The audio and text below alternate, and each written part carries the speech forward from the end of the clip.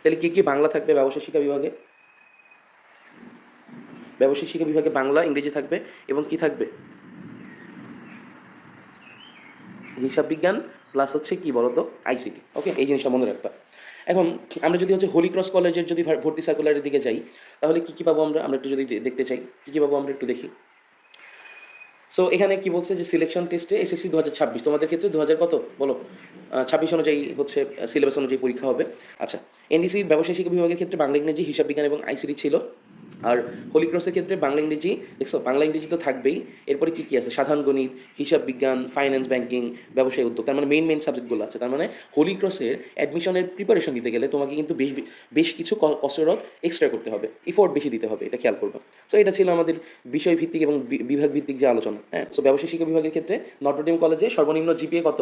4 পেতে হবে, আসন সংখ্যা 750টা। আর ভর্তি পরীক্ষার বিষয় বাংলা, ইংরেজি, হিসাব বিজ্ঞান, আইসিটি, সাধারণ জ্ঞান। ঠিক আছে, এই যে দেখো আগেরটাতে ছিল না, বাট এখানে আমি অ্যাটাচ করে দিয়েছি। আচ্ছা, হোলি ক্রসের ক্ষেত্রে 270টা আসন এবং তোমাকে ন্যূনতম জিপিএ পেতে হবে কত? জিপিএ 4 পেতে হবে, তাহলে তুমি ব্যবসায় শিক্ষা বিভাগে পরীক্ষা দিতে পারবা। এবং সিলেকশন টেস্টের বিষয়গুলো কি কি সাবজেক্ট, এই যে।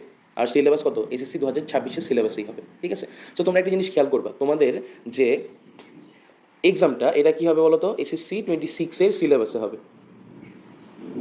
এসএসসি 26-এর সিলেবাসে হবে।